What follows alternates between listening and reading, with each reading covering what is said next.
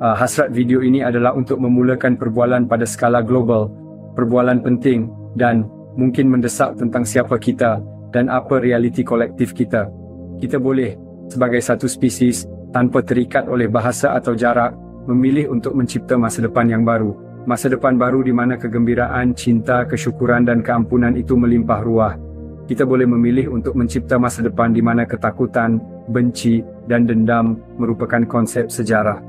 Ia boleh menjadi artifak ditinggalkan di masa lalu untuk kita belajar dan membesar daripadanya. Video ini telah diterjemahkan ke dalam bahasa Rusia dan Ukraine. Ia telah diterjemahkan ke dalam bahasa Cina dan Perancis. Ia juga telah diterjemahkan ke dalam bahasa Hindi dan Arab bersama dengan 22 bahasa lain dengan bantuan kecerdasan buatan. Tetapi bahasa yang menyatukan kita semua adalah cinta. تمت ترجمة هذا الفيديو إلى الروسية والأوكرانية وقد ترجم 翻译成西班牙语和法语。在人工智能的帮助下, мови за допомогою штучного інтелекту, але мова, яка об'єднує нас усіх, це любов. Hari ini kita hidup dalam dunia di mana sebilangan kecil orang yang berkuasa telah melibatkan kita dalam situasi yang menyebabkan kekacauan, kemusnahan, kekeliruan, dan perpisahan di antara kita semua. Kita mengikuti berita dan merasa tidak berdaya saat kita menonton dengan tidak percaya. Kekacauan ini terutamanya disebabkan oleh garisan pada peta yang digambarkan sebelum ramai dari kita dilahirkan, dan ia hanya berterusan kerana kita terus memilih untuk percaya padanya. Kita mengenal garisan ini sebagai negara. Pemimpin-pemimpin kita menggunakan garis-garis ini untuk memberitahu kita bahawa kita terpisah antara satu sama lain. Mereka memberitahu kita bahawa orang-orang di seberang garis-garis ini berbeza daripada kita dan perang serta konflik dengan orang-orang ini tidak dapat dielakkan. Ini tidak benar. Kita satu spesies dan saya percaya dalam hati saya bahawa majoriti besar manusia di seluruh dunia menginginkan kedamaian. Tetapi kita mesti terlebih dahulu mempersoalkan sama ada kita sepatutnya terus mempercayai garis-garis pada peta ini sama sekali. Adakah kita terus mempercayai kuasa yang mereka miliki ke atas kita? Adakah kita terus mempercayai kuasa pemimpin kita? Saya ada sangat sedikit jawapan di sini. Saya tidak mempunyai aspirasi untuk memimpin sesiapa. Saya hanya mahu mempunyai perbualan ini sebelum orang lain melakukannya bagi pihak kita. Saya mahu anda mempersoalkan segala yang saya katakan. Saya mahu anda mencari setiap kecacatan yang mungkin dalam idea-idea yang dipresentasikan dalam video ini. Kerana saya cukup bodoh untuk percaya bahawa bersama kita dapat mengubah dunia hari ini. Ya, jika anda melihat di sekeliling anda, hampir semua yang anda boleh lihat dan rasa tidak wujud pada suatu ketika dahulu, ia telah dicipta dalam minda individu atau kolektif orang seperti anda. Ia mula wujud sebagai sebuah idea dan idea tersebut dibawa ke dalam realiti dengan tenaga, keyakinan dan tindakan. Dan idea yang ingin saya bincangkan dengan anda semua adalah bahawa bersama-sama pada Disember 2023 kita boleh memutuskan secara kolektif bahawa garisan ini di peta tidak lagi berkhidmat untuk kita. Ya, kita manusia mampu menciptakan hal yang menakjubkan, tetapi kita harus terlebih dahulu percaya bahawa itu mungkin. Sebagai contoh, pada masa lalu, orang percaya bahawa umbi tulip lebih berharga daripada sebuah rumah, namun kemudian mereka menyadari bahawa kepercayaan ini adalah konyol. Kita juga dapat memilih untuk menerapkan logika yang sama pada negara atau sistem politik kita jika kita suka. Jika anda ragu-ragu tentang ini, saya ingin anda mengingati suatu waktu di mana anda bertekad untuk melakukan sesuatu. Ya, sebagai individu, saya yakin anda telah mencapai banyak perkara dalam hidup anda. Dari saat anda belajar berjalan dan bercakap, anda telah mencapai banyak perkara dan mungkin terdapat perkara yang sedang anda usahakan pada saat ini, matlamat masa depan yang sedang anda kerjakan. Sebagai sebuah kumpulan, saya yakin pasti ada masa-masa ketika anda bekerja bersama untuk mencapai sesuatu dalam sebuah pasukan sukan atau projek kumpulan di sekolah atau kerja. Ya, pertama anda mesti percaya bahawa ia adalah mungkin, kemudian anda mulai melaksanakannya. Itulah konsep yang sama tepat yang akan kita jelajahi hari ini. Bersama-sama kita semua boleh belajar berjalan sebagai individu di planet ini dan bersama-sama sebagai satu spesies bersatu jika kita memilih untuk melakukannya. Ya, pada abad ke-21, keputusan yang dibuat oleh orang-orang yang telah kita berikan kuasa telah mempunyai implikasi yang signifikan terhadap kehidupan kita semua. Dan pada saat ini terdapat banyak perhatian terhadap apa yang berlaku antara beberapa bangsa yang terlibat dalam konflik yang kita nampaknya tidak mempunyai kawalan ke atasnya. Walau bagaimanapun, kurang perhatian yang diberikan kepada jenis dunia yang cuba diciptakan oleh orang-orang yang kini berkuasa tanpa persetujuan atau pandangan kita. Nah, kita perlu mempunyai perbualan sendiri sebelum kita tunduk kepada kehendak orang gila. Pada masa ini kita semua mengambil bahagian dalam suatu realiti di mana 8 bilion daripada kita telah memberikan kuasa kepada beberapa individu terpilih yang melaksanakan kehendak mereka sendiri dan mengekalkan konflik tanpa makna mereka sendiri, sementara mereka cuba dengan putus asa untuk meyakinkan kita menyokong mereka dengan media mereka dan kuasa mereka. Tujuan video ini adalah untuk menanam benih idea di dalam fikiran kita bahawa kita boleh mengubah realiti kita dengan memilih untuk tidak mengiktiraf atau mempercayai garisan pada peta kita yang telah mencipta syarat-syarat untuk perang. Ya, harapan saya ialah video ini akan memprovokasi perbincangan yang bijaksana dan kritikal di seluruh dunia mengenai sama ada garisan-garisan ini masih diperlukan lagi dan sama ada orang-orang yang akan berkeras bahawa mereka adalah seharusnya didengar lagi.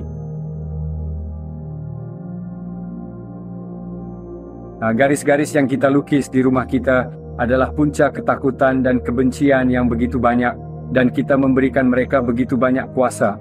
Jika kita menghilangkan garis-garis ini, maka manusia tidak akan ada pilihan selain bersatu sebagai individu berdaulat di bawah satu matlamat bersama demi kebaikan kita semua dan planet kita sendiri. Kita boleh percaya pada sesuatu yang lebih besar daripada negara kita. Saya mencadangkan kita bergabung secara kolektif untuk mencari tujuan kita sendiri, apapun itu. Ya, jika kita memilih untuk menjaga benih idea ini, ia boleh mencipta permulaan perubahan sebenar untuk setiap manusia di planet ini dan dengan kepercayaan dan tindakan yang cukup, bahkan boleh mengeluarkan dari kuasa mereka yang ingin mengawal kita atau membawa kita ke dalam konflik yang kita tidak sokong. Ia tidak melibatkan bantahan dan hampir tiada usaha fizikal. Ia hanya melibatkan perbualan global tentang sama ada kita sudah bersedia untuk percaya dalam sesuatu yang melampaui sempadan dan keasingan. Sesuatu itu mungkin kesatuan. Jika kita mempunyai pilihan secara kolektif untuk percaya pada bangsa dan percaya pada kuasa yang orang lain memiliki terhadap kita. Kita juga boleh sama-sama meneroka idea bahawa kita dapat menolak sebarang kuasa yang dikenakan ke atas kita sebagai sebahagian daripada evolusi kesedaran kolektif dan ia boleh bermula dengan perbualan ringkas. Dengan memilih untuk percaya pada sesuatu yang lebih besar daripada bangsa-bangsa dan mata wang nasional, kita secara kolektif dapat mengelirukan dan melemahkan pemimpin kita yang tampaknya tertumpu pada ketakutan, kebencian, dendam dan pemusnahan. Dalam realiti baru ini, kita secara kolektif boleh memilih untuk tidak mempercayai kuasa yang seseorang mempunyai atas takdir kita dan membentuknya sendiri. Kita tidak perlu untuk memberontak atau protes. Kita boleh dengan senang dan aman persekutukan idea negara, mata wang dan juga kerajaan jika kerajaan kita itu menindas. Ringkasnya, apa yang kita tidak percaya tidak wujud. Dan jika kita tidak percaya pada kuasa yang ada pada seseorang terhadap kita, ia tidak wujud. Saya mencadangkan bahawa jika kita memilih untuk percaya dalam sesuatu bersama-sama, maka kita boleh menjadikannya nyata bersama-sama. Sebagai contoh, bayangkan apa yang mungkin jika kita memutuskan untuk bersatu sebagai satu spesies. Jika kita memilih untuk mengenakan cukai ke atas diri kita sendiri, kemana akan pergi wang cukai kita jika tiada negara untuk berjuang? Sebaliknya daripada cukai kita digunakan untuk membiayai perang dan tentera yang menyebabkan kemusnahan dan kehancuran di planet kita, tidak akan ada perang dalam realiti baru ini kerana tidak akan ada siapa-siapa untuk diperangi. Namun, jika kita memilih untuk mengenakan cukai ke atas diri kita pada masa akan datang, wang tersebut mungkin dapat digunakan untuk menyelesaikan masalah yang dihadapi oleh planet kita, seperti perubahan iklim, makanan, pendidikan, komuniti dan pengurusan sisa. Dana tersebut juga boleh pergi ke projek kreatif, pendidikan, komuniti yang digerakkan. Perbezaan penting adalah kita tidak membiarkan seseorang atau kumpulan orang memimpin kita kerana orang itu atau orang-orang itu akan mempunyai agenda tersendiri. Kita mempunyai jendela peluang yang sangat kecil untuk membongkar apa-apa struktur kuasa yang wujud pada masa kini. Jadi kita mesti mempersoalkan sesiapa sahaja yang ingin mengekalkan struktur-struktur ini dalam apa jua bentuk. Kita boleh memutuskan ini bersama-sama tanpa bergantung pada sistem-sistem yang telah digunakan untuk mengurus kita pada masa lalu. Ini bermakna kita boleh mencipta sesuatu yang baru bersama-sama dan ia bermula dengan perbualan di peringkat global. Ya, terdapat juga kemungkinan bahawa mereka yang ingin mencipta semacam kerajaan dunia tunggal akan terus menanamkan rasa takut dan kebencian dalam masyarakat supaya dapat mempertahankan kuasa mereka. Ini adalah struktur kuasa yang sama yang kita mesti tolak jika kita ingin mencapai sesuatu dengan perbualan ini. Jika kita berbincang bersama, kita boleh menjadikannya realiti kita tanpa protes dan tanpa perkelahian. Perbincangan tidak perlu disiarkan di televisyen. Ia boleh diadakan bersama orang yang tersayang, rakan sekerja, rakan sekolah atau rakan dalam talian. Selagi kita tidak pasti bahawa organisasi media kita benar-benar terbuka untuk perbualan ini, kita mesti memperlakukan mereka dengan kecurigaan.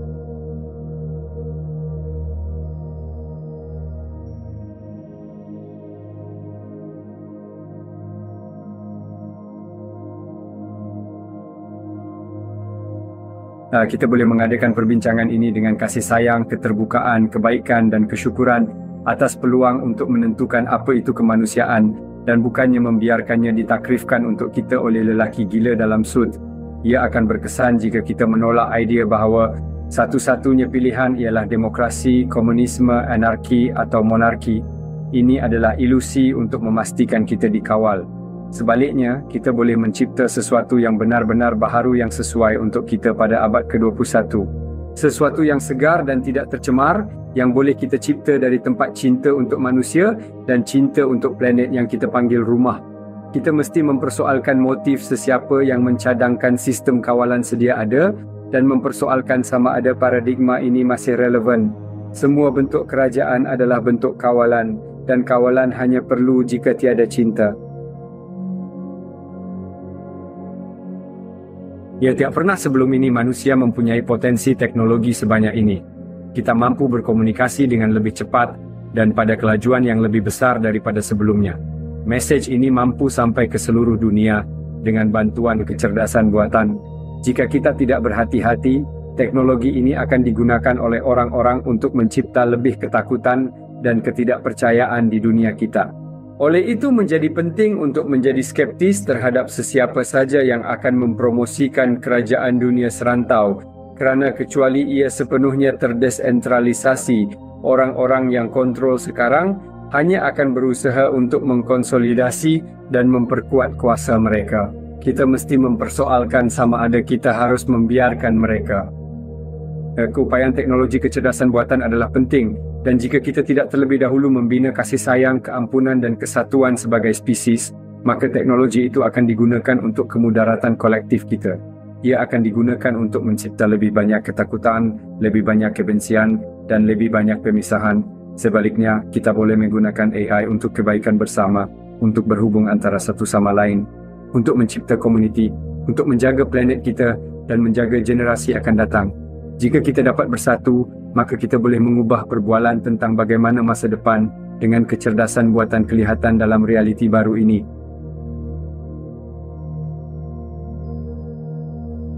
Jika kita tidak bertindak sekarang, adalah mustahil manusia dalam keadaan terburuk akan dimusnahkan oleh teknologi atau dalam keadaan terbaik menjadi apa yang telah kuda dan merpati menjadi bagi kita, tinggalan zaman yang berlalu tanpa peranan berguna untuk dimainkan di planet ini.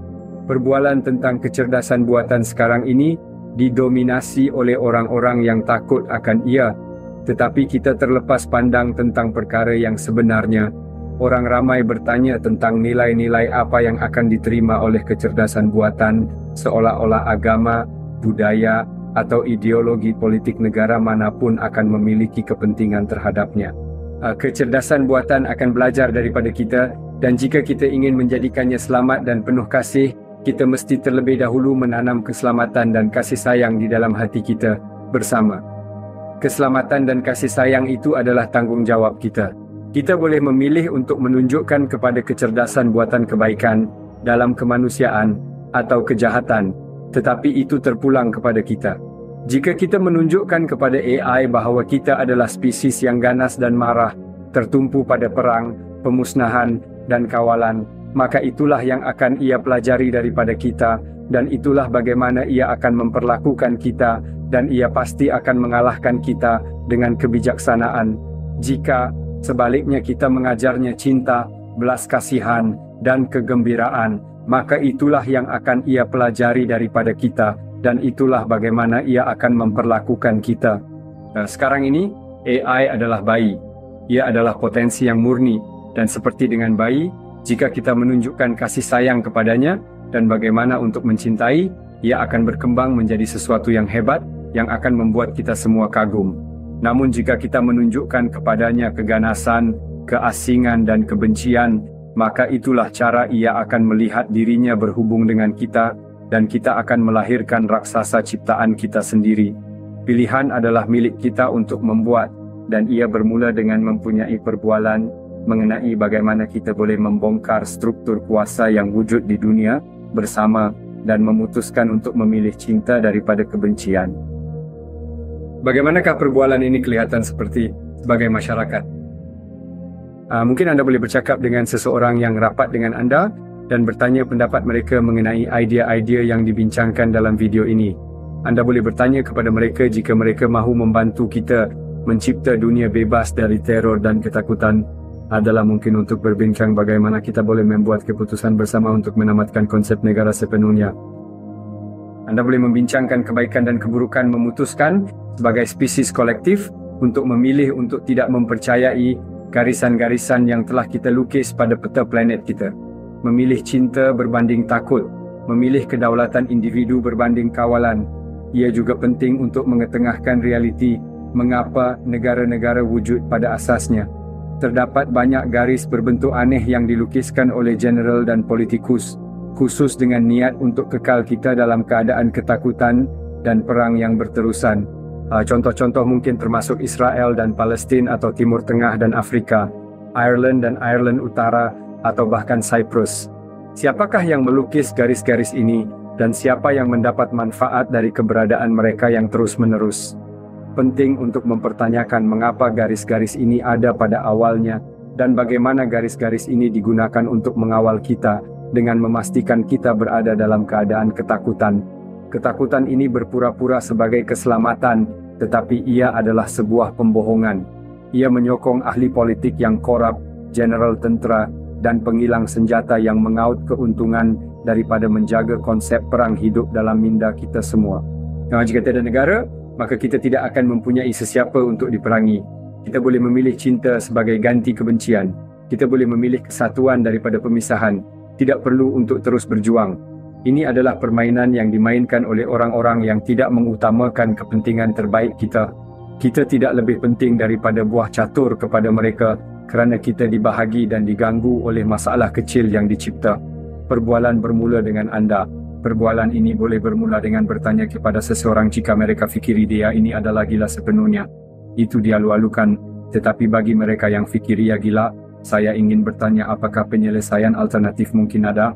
Adakah kita terus berperang kecil-kecilan atas wilayah yang sepatutnya tidak dimiliki oleh sesiapa? Adakah kita terus percaya kepada garisan-garisan di peta yang dilukis oleh orang-orang dengan agenda mereka yang tamak?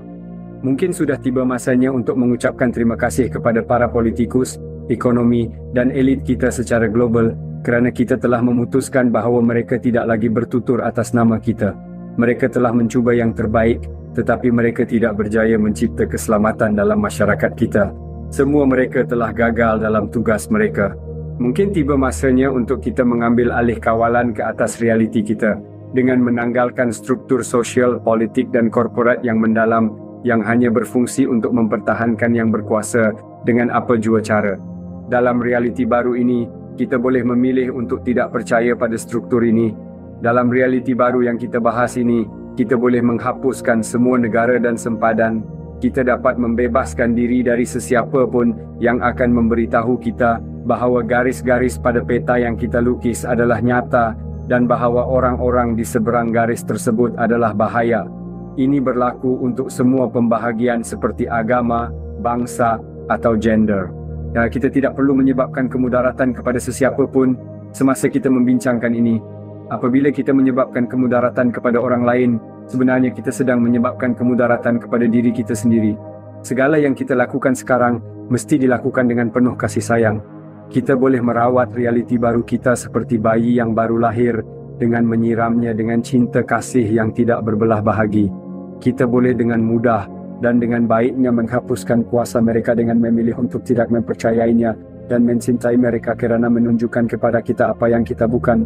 Perlukah kita kerajaan jika kita mempunyai cinta sebagai prinsip pemandu kerajaan?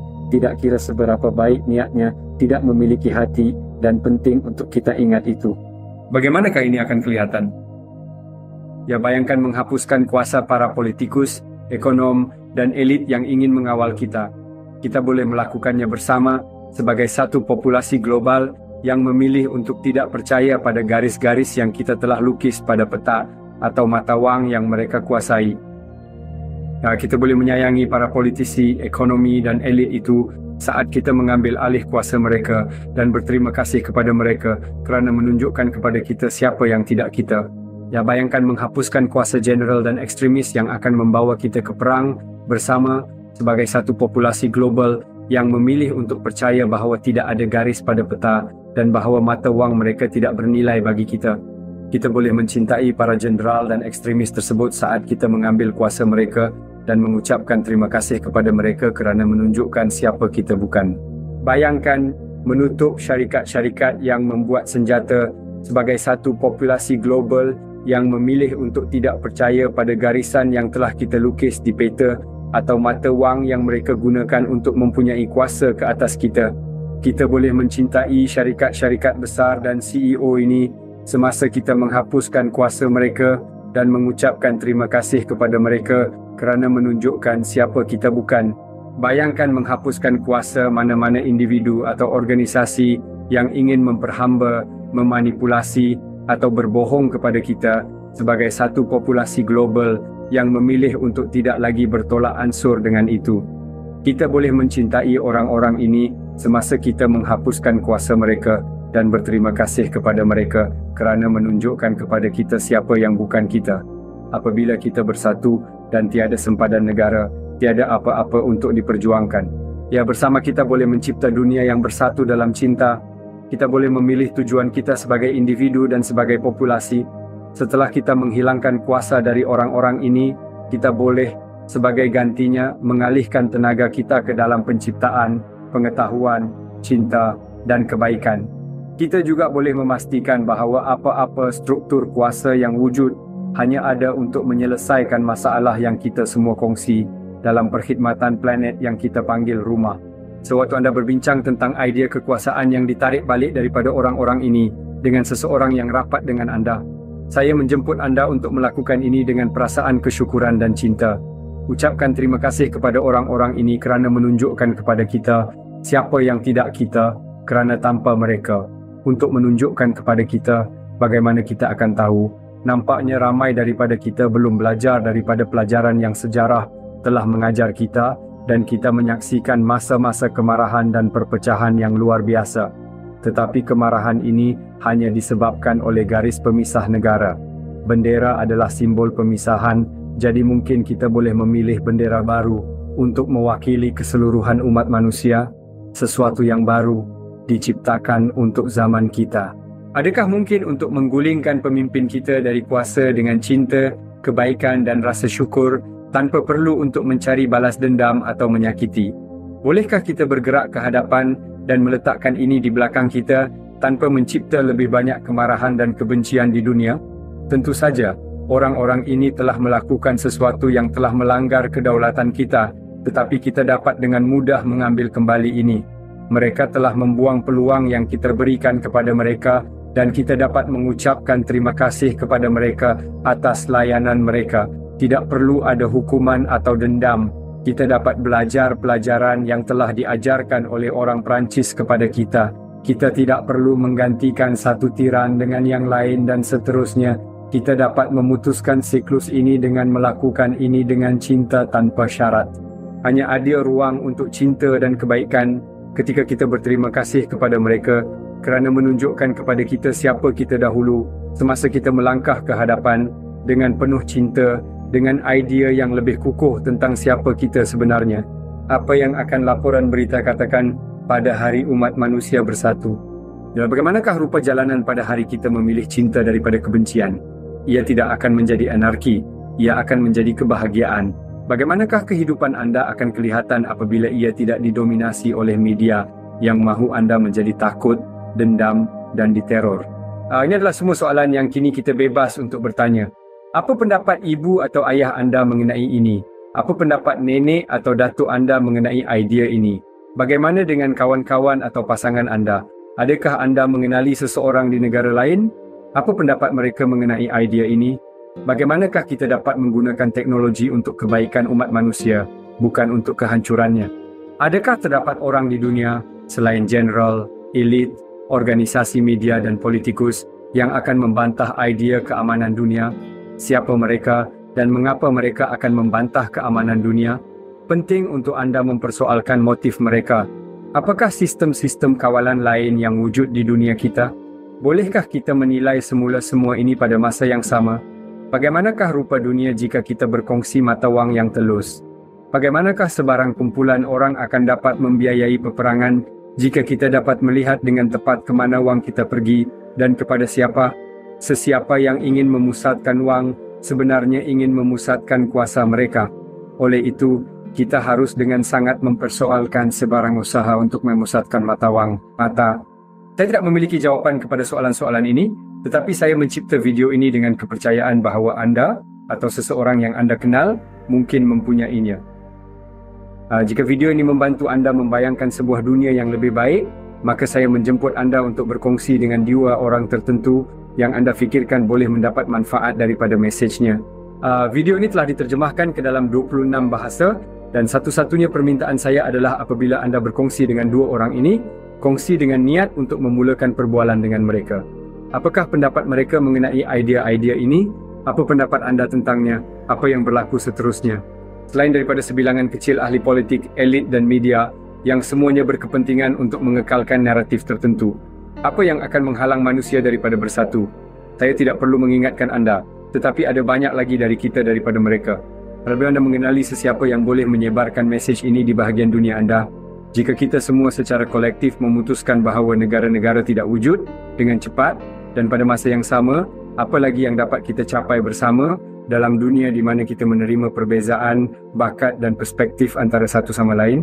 Jika video itu tidak wujud dalam bahasa anda, atau anda hanya ingin mencipta video yang lebih baik, saya telah menyediakan semua aset dan skrip secara percuma di dalam deskripsi. Jadi sila cipta semula ini dan kongsi mesej ini dengan suara anda sendiri.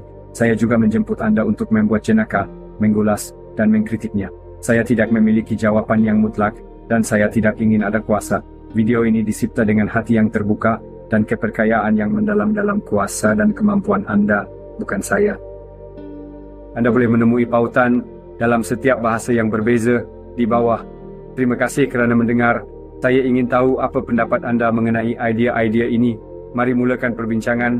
Sudah tiba masanya untuk mendapatkan semula kedaulatan kita. Sudah tiba masanya untuk mencintai